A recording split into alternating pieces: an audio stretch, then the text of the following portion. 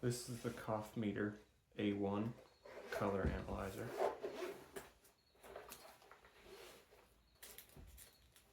Inside this top cover, it's a brush, a leveling tool, a little card that you can download the app, get manuals and tutorials, customer service. There's a manual in here, charging cord.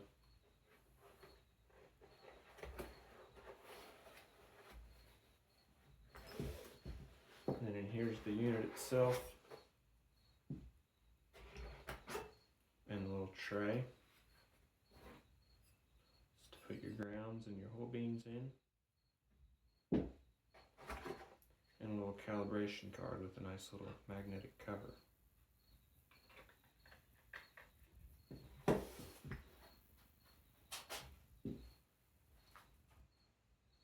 So to use this thing, just power it on by pressing this top button.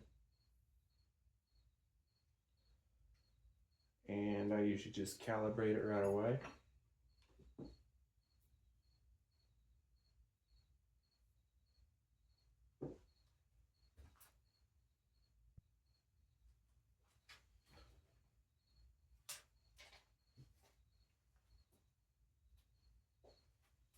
So to calibrate it, you just press the calibration button, and then the red calibration button again.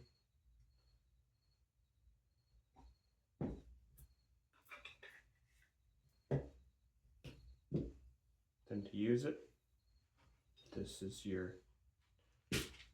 the deep side of this tray is for whole beans, the shallow side's for grounds.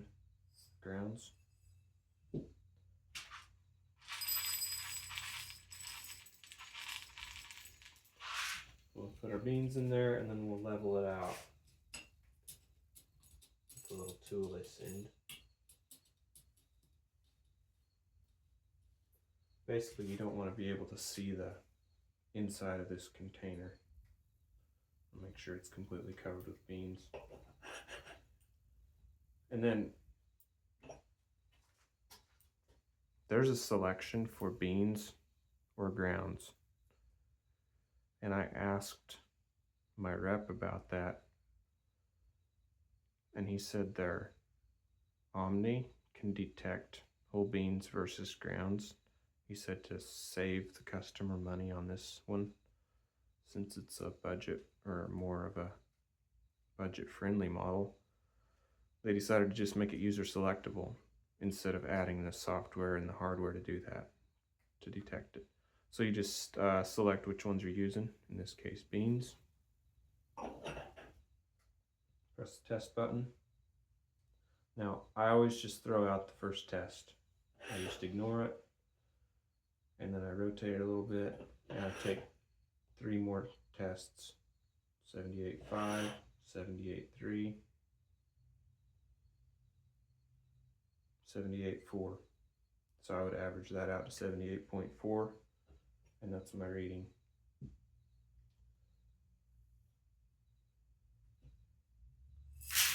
So then to test your grounds, once again you're going to select ground. And grind size is pretty subjective, so you can change your readings by changing your grind size. I grind just fine enough that it almost starts clumping up, so almost espresso fine, but not quite. Once again, you're going to level that out. They do not recommend tamping it. So they say just to level it out, nice and smooth, don't put any pressure down on it. Set this on here, and you want to kind of twist it just a little bit to make sure it's seated down fully on that tray. Once again, I'm going to throw out my first measurement. I'm going to test it 3 more times. 100.1.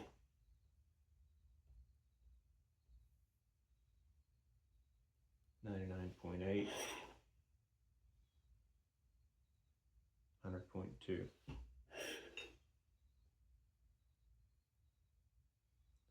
So I'd average that one out to 100 or 100.1.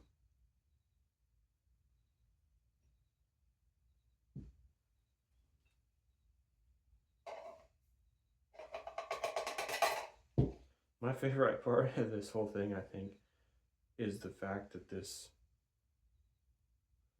little tray has a built-in ring to catch the excess that you scrape off.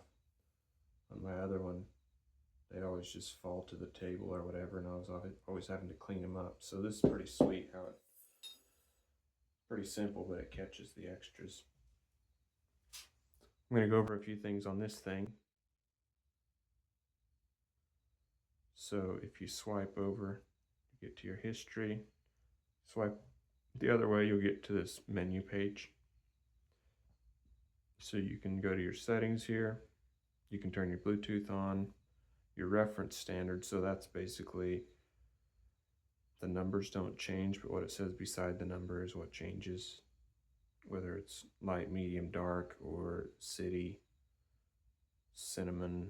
I don't know what they all are, but anyway, it just changes the reference beside the number. Set your language. You can set your screen brightness, your power off timer, how long it waits to power off. If you just let it sit. Device info, factory reset. And then if you turn the Bluetooth on, you can go